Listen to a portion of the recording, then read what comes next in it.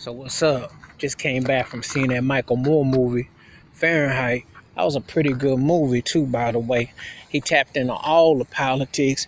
Obviously, he tapped into about that, you know, that old racist devil Donald Trump, and how I loved how he put his voice with Adolf Hitler. That was pretty gangster how he did that. But everybody, you talked to him about the dumpness of Bush and Reagan and all that.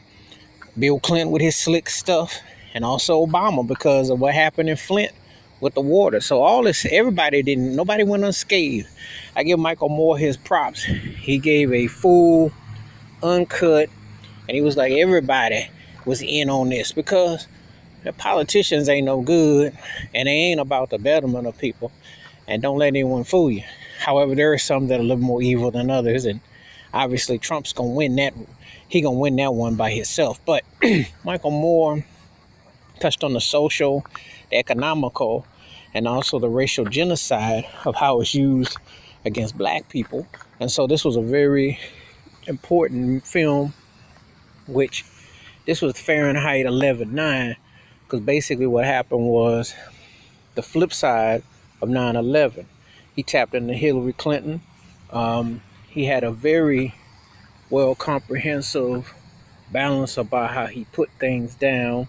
It was very detailed. It was very enlightening.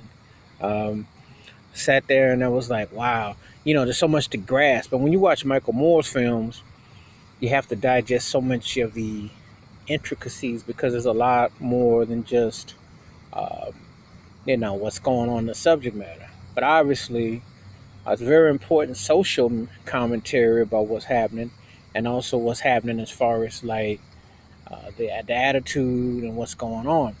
And then also you see in light of today what's happening with Dr. Ford and them Senate hearings with that old predator, all them predators associated, who've been associated with Trump, including himself. You see the likes of Bill O'Reilly and then Matt Lauer and some of those others. And then racists like Steve Bannon. So you see all of them that are, been supportive, and all the lies and the corruption and the tie-in with Putin and so on and so forth. So this film left nobody untouched, no matter what party you were with or what you was about. And I give Michael Moore his props and his dap on that because it's not no left wing and ain't no right wing. It's just a fundamentally flawed, and really, I can't stand politics, to be honest with you. Voting is pretty much a waste of time because they don't include your vote. They don't include your voice. And yeah, one thing you do notice about when you watch it again, it didn't prove it again. They wanted Trump and Clinton because they didn't want Bernie Sanders. They treat him like some old white dude who was too out there and like he was smoking too many blunts. But anyway, all this racist NRA garbage and all the legalization of drugs and everything else that's going on and school shoots, all that. I was glad to see the March for Our Lives, those kids that stood up for it. Much respect to them. Much respect for that one girl the young lady who spoke out, no BS, and all the movements and everything.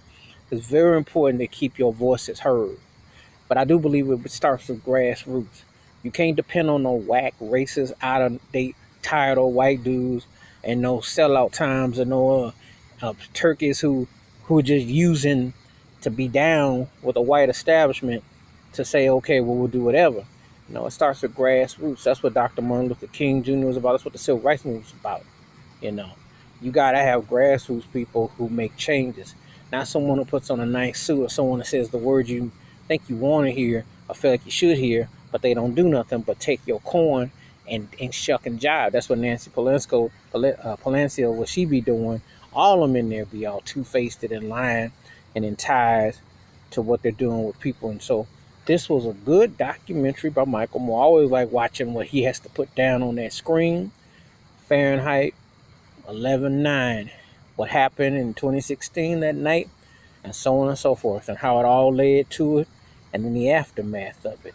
So we'll see what happens with that old racist, beady-eyed Kavanaugh, and what happens on this whole thing. But anyway, this is the sad reality of politics, the sad reality of Flint, Michigan, with the dirty water, and the sad reality of lying politicians.